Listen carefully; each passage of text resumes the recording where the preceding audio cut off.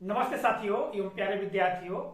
आज के इस वीडियो में विगत सत्र 2021-22 में वार्षिक परीक्षा में कक्षा 5वीं का जो हिंदी विषय का प्रश्न पत्र आया था, उस हिंदी विषय के प्रश्न पत्र को इस वीडियो में पूरा हल करके बताएंगे, ताकि इस सत्र की वार्षिक परीक्षा यानी सत्र 2022-23 की वार्षिक परीक्षा में आपको काफी सहायता प्राप्त हो सके। तो यहाँ पर आप देखेंगे कि जो वैकल्पिक प्रश्न है इसको हमने ग्रीन बोर्ड पर लिख कर रखा है, और साथों साथ आप लोगों को जो सारे प्रश्न हैं, कुल 24 प्रश्न थे, उन 24 प्रश्नों के बारे में हल करके बताएंगे।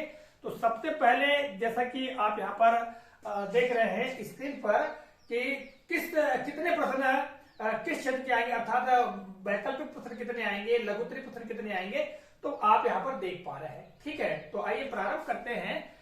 सबसे पहले आप देखेंगे खंड के अंतर्गत बहुविकल्पी प्रश्न, प्रश्न क्रमांक 1 से 10। ठीक है, और यहाँ पर निर्देश देखिएगा, निम्नलिखित पोस्टर को देखकर प्रश्नों के सही विकल्प चुनकर लिखिए। तो आप सबसे पहले तो यहाँ पोस्टर देख पा रहे हैं, ये पोस्टर देखिएगा। ठीक है, इस पोस्टर में जो कुछ भी वर्णित है उससे संबंधित यहाँ पर 5 प्रश्न दिए गए हैं। ठीक है, तो सबसे पहला प्रश्न हम देखते हैं। प्रश्न 1, फ्री शक्कर आप कब प्राप्त कर पाएंगे? फ्री शक्कर आप कब प्राप्त कर पाएंगे? ठीक है, तो यहां पर 4 विकल्प दिए गए हैं। ए, दूध लेने पर, बी, कामधेनु दूध लेने पर, सी, कामधेनु दूध के 2 पैकेट लेने पर, और डी, कामधेनु लेने पर। तो जैसा कि पोस्टर में दिखाया गया है, जैसा कि आप पोस्टर को भी देख पा रहे हैं, तो इस पोस्टर के अनुसार यहां पर जो विकल्प नंबर सी है वो सही होगा, कामधेनु दूध के 2 पैकेट लेने पर। ठीक है, प्रश्न क्रमांक 2, दूध पिएंगे बच्चे वाक्य में रेखांकित शब्द है। यहां पर दूध पिएंगे बच्चे में पिएंगे शब्द रेखांकित है, तो जो पिएंगे शब्द है वो क्या है? 4 विकल्प दिए गए हैं। ए, संज्ञा, बी, क्रिया, सी, सर्वनाम, डी, विशेषण। तो यहां पर काम काय का हो रहा है? पीने का। यानी जब कोई कार्य होना, कोई एक्शन दर्शाई जाए या कोई कार्य हो, वहां क्रिया होती है। यहां पीने का कार्य हो रहा है, इसलिए पिएंगे शब्द क्या होगा? क्रिया होगा, बी। प्रश्न क्रमांक 3, पोस्टर में कौन से दूध की बात कही गई है? पोस्टर आप फिर से देख रहे हैं यहाँ पर। ठीक है, इस पोस्टर में आप देखिएगा कौन से दूध की बात कही गई है। 4 विकल्प देखिएगा यहाँ पर। पहला विकल्प है पाउडर का दूध, बी है पैकेट का दूध, सी है खुला दूध, और डी है भैंस का दूध। तो पैकेट के दूध की बात कही गई है। ठीक है, तो यहां पर एक बात ध्यान देने की है कि पोस्टर को यदि परीक्षा में जो प्रश्न पत्र आता है और उस प्रश्न पत्र में जो पोस्टर दिया गया होता है, उस पोस्टर को बड़े ध्यान पूर्वक देखना चाहिए कि कहां पर कौन सी बात दी गई है, कहां पर कौन सी बात लिखी हुई है, तभी इन प्रश्नों को हम सही सही उत्तर दे सकते हैं। फिर आगे देखिएगा, प्रश्न क्रमांक 4, दूध शब्द का तत्सम क्या होगा? तत्सम और तद्भव शब्दों के बारे में हमने पढ़ा है। तत्सम अर्थात ज्यों का त्यों, यानी ऐसे संस्कृत के शब्द जो हिंदी भाषा में ज्यों के त्यों प्रयोग किए जाते हैं, उन्हें तत्सम कहा जाता है। तो दूध के लिए जो तत्सम शब्द क्या है, यहाँ 4 विकल्प दिए गए हैं। पहला है दूध, दूसरा है दूध, तीसरा है दुग्ध, और डी नंबर है दधी। तो यहां पर वो होगा दुग्ध। तत्सम शब्द है दुग्ध, यानी संस्कृत में दूध को दुग्ध कहा जाता है, और हिंदी में भी हम दुग्ध कह करके ही इसे संबोधित करते हैं। ठीक है, प्रश्न क्रमांक 5 देखिएगा। यहाँ पर अच्छा दूध पंक्ति में रेखांकित शब्द है। यहाँ पर ये शब्द रेखांकित है। ठीक है, ये अच्छा। तो ए नंबर विशेषण, बी वचन, सी संज्ञा, और डी सर्वनाम। तो जब किसी संज्ञा या सर्वनाम के बारे में कोई बात कही जाए, ठीक है, या बताई जाए, तो वो विशेषण कहलाता है। तो यहां दूध के बारे में बताया जा रहा है, कैसा दूध? अच्छा दूध। तो अच्छा शब्द क्या होगा? विशेषण होगा। तो उत्तर क्या होगा? विशेषण। ठीक है, इसके पश्चात पुनः निर्देश देखिएगा। निर्देश, निम्नलिखित पोस्टर को देखकर प्रश्नों के सही विकल्प चुनकर लिखिए। ठीक है, और अब आप यहां पर पोस्टर देख रहे हैं।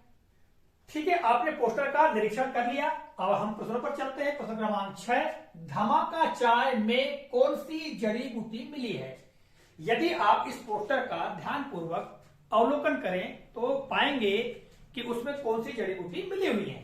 ठीक है, यहाँ पर 4 विकल्प दिए गए हैं। ए लौंग हल्दी, बी अदरक नीम, सी तुलसी अश्वगंधा और डी मुलेठी दालचीनी। तो उत्तर होगा मुलेठी दालचीनी। प्रश्न क्रमांक 7, लाजवाब शब्द में उपसर्ग है। ये व्याकरणिक प्रश्न है, व्याकरण का ज्ञान होना चाहिए, प्रत्यय का उपसर्ग का ज्ञान होना चाहिए। तो लाजवाब शब्द में हम जो उपसर्ग है वो क्या होगा, हम देखते हैं विकल्पों को। ए ब, बी ला, सी वाव और डी लाज। तो जो सही उत्तर जो होगा वो होगा ला। इसमें जवाब में ला उपसर्ग जोड़ा गया है। उपसर्ग किसे कहते हैं, ऐसा शब्दांश जो किसी शब्द के प्रारंभ में जुड़े वो उपसर्ग कहलाता है। और प्रत्यय किसे कहते हैं, ऐसा शब्दांश जो किसी शब्द के अंत में जुड़े उसको हम प्रत्यय कहते हैं। तो यहां पर ला क्या होगा, उपसर्ग होगा। प्रश्न क्रमांक 8 देखिएगा,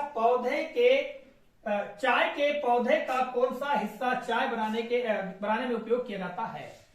तो चाय के पौधे का जो पत्ती वाला हिस्सा है उसका हम प्रयोग करते हैं। तो 4 विकल्प में यहां देखिएगा, जड़, बी तना, सी पत्ती और डी फल। तो क्या आएगा, सी पत्ती। प्रश्न क्रमांक 9, 2 किलो चाय पत्ती खरीदने पर आप मुफ्त पा सकेंगे। यदि पोस्टर का आप अवलोकन करें तो इस पोस्टर में आपको देखने को मिलेगा कि 100 ग्राम चाय, बी 200 ग्राम चाय, सी 50 ग्राम चाय या डी 250 ग्राम चाय। तो पोस्टर में आपने देखा उत्तर क्या होगा, 100 ग्राम चाय। और प्रश्न क्रमांक 10 देखिएगा, खुशबू शब्द का विलोम शब्द क्या होगा। खुशबू शब्द के लिए 4 विकल्प दिए गए हैं। ए सुगंध, बी गंध और डी महक और डी बदबू। तो खुशबू का जो विलोम है, विपरीतार्थी शब्द जो है वो है बदबू। तो डी उत्तर सही होगा। जबकि सुगंध, गंध और महक ये तीनों ये खुशबू के पर्यायवाची हैं, यानी इसके मीनिंग सही वाले, ठीक है, समानार्थी शब्द है। और बदबू क्या है, विरुद्धार्थी या विलोम शब्द है। तो इस तरह से ये 10 प्रश्न देखा जिनको कि हमने इस ग्रीन बोर्ड पर लिखकर रखा है। और साथ ही साथ अब हम आपको प्रश्न क्रमांक 11 से 24 तक एक एक प्रश्न के बारे में बताएंगे और उसके उत्तर को भी बताने का प्रयास करेंगे।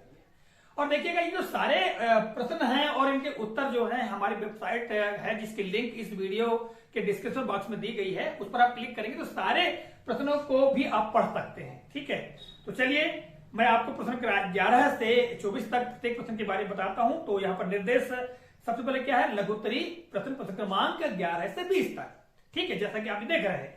इसके पश्चात प्रश्न क्रमांक 11 है, यहाँ पर आपको पढ़ने को मिल रहा है कि अपनी पसंद के 5 फूलों के नाम लिखिए। तो आप कोई भी 5 फूलों के नाम लिख सकते हैं। ठीक है, जैसे गुलाब, गुड़हल, मोगरा, गेंदा, जो आपको लिखना है। ठीक है, 5 फूलों को कहा गया तो आप 5 फूल लिख सकते हैं। प्रश्न क्रमांक 12 को आप यहाँ पर देख पा रहे हैं कि पुष्प वनमाली से क्या कह रहा है। इसका उत्तर क्या होगा, पुष्प वनमाली से कह रहा है कि हे वनमाली, तुम मुझे तोड़कर उस मार्ग में फेंक देना जहां से अनेक वीर अपनी मातृभूमि की रक्षा करने के लिए गुजरते हैं। यही इसका उत्तर होगा। प्रश्न क्रमांक 13 देखिएगा, विजयादशमी पर शक्ति पूजा क्यों की जाती है। विजयादशमी पर शक्ति पूजा क्यों की जाती है। तो इसका उत्तर क्या होगा, विजयादशमी पर मां भगवती ने महिषासुर के आसुरी आतंक को समाप्त कर उसे नष्ट कर दिया था। एक अन्य कथा के आधार पर मां जगदम्बा ने अपनी शक्तियों के साथ नवरात्रि के 9 दिनों तक शुंभ निशुंभ राक्षस और आसुरी सेना से युद्ध किया। युद्ध में विजय क्वार मास के शुक्ल पक्ष की दशमी को प्राप्त हुई थी, इसलिए शक्ति की पूजा के साथ दशहरा मनाया जाता है। इस तरह से प्रश्न का उत्तर लिख सकते हैं या आप इसी बात को अपने शब्दों में भी लिख सकते हैं।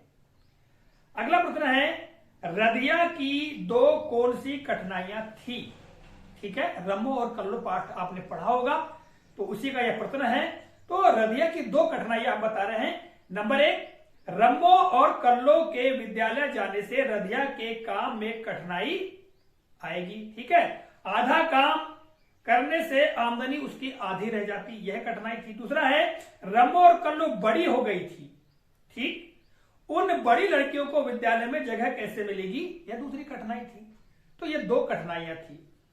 प्रश्न क्रमांक 15 यहां पर आप देखते भी जा रहे हैं। ठीक है, तो विद्या धन उद्यम बिना कहो जो पावे कौन, इस पंक्ति का अर्थ है।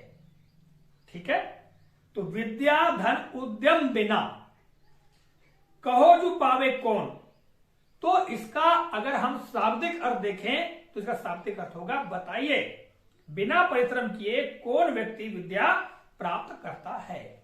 ठीक है, इसका ये शाब्दिक अर्थ है, बताइए बिना परिश्रम के कौन व्यक्ति विद्या प्राप्त करता है, अर्थात विद्या हमें बिना परिश्रम के प्राप्त नहीं होती। ठीक, प्रश्न क्रमांक 16 आप देखिएगा। प्रश्न क्रमांक 16 है डॉक्टर अब्दुल कलाम जी ने कुछ प्रश्नों का उत्तर क्यों नहीं दिया। तो उत्तर होगा डॉक्टर अब्दुल कलाम जी ने समयाभाव के कारण कुछ प्रश्नों का उत्तर नहीं दिया, अर्थात उनके पास समय कम था। समयाभाव मतलब समय कम होना। ठीक, प्रश्न क्रमांक 17 देखिएगा शिवाजी की क्या इच्छा थी। तो उत्तर होगा शिवाजी की स्वराज्य प्राप्त करने की इच्छा थी। प्रश्न क्रमांक 18 रम्मो और कल्लो को काम करते देखकर बाबूजी के मन में क्या विचार आया।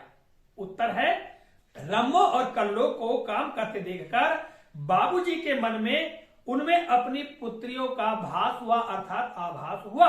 वे सोचने लगे कि इनका सारा जीवन ऐसे ही व्यतीत हो जाएगा, क्या वे पढ़ लिख नहीं सकेंगी।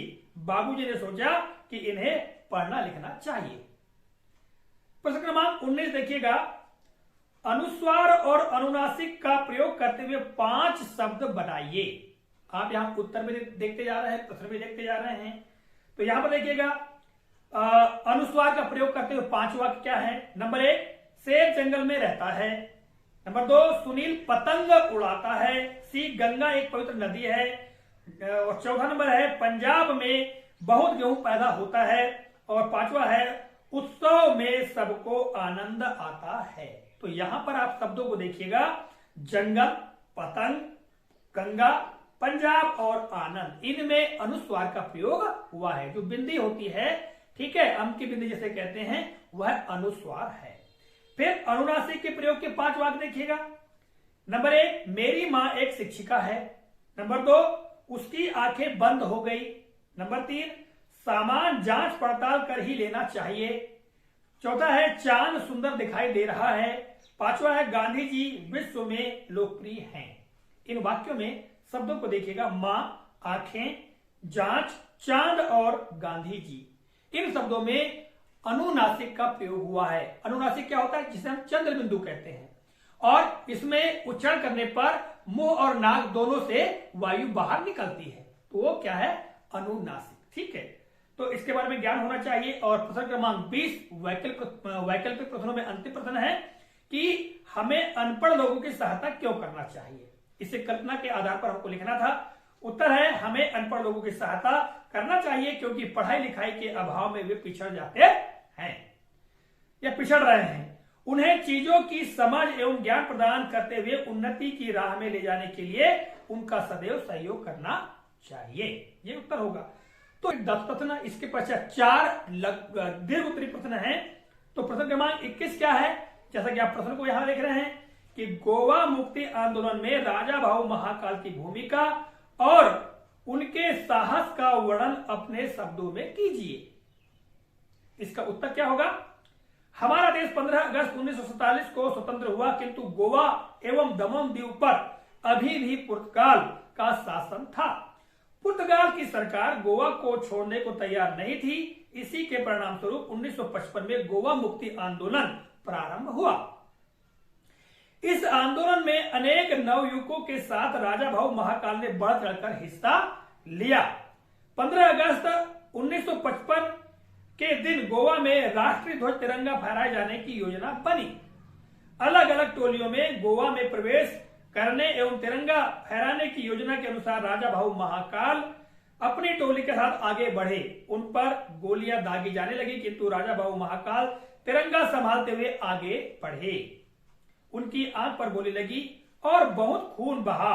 20 घंटे तक मृत्यु हेतु संघर्ष करते हुए अंततः वे वीर गति को प्राप्त हुए। ये पूरा विस्तारित प्रश्न है, यानी विस्तार पूर्वक हमको लिखना है। तो ये कब हम लिख पाएंगे, जब हम पाठ का भली भांति अध्ययन करेंगे, यानी पूरा पाठ पढ़ेंगे, उसको समझेंगे। ठीक, प्रश्न क्रमांक 22 क्या है, अपने आसपास जो भी पशु आपने देखे हों उनके नाम लिखिए उनमें से आपको कौन सा पशु सबसे अधिक प्रिय है और क्यों, संक्षेप में बताइए।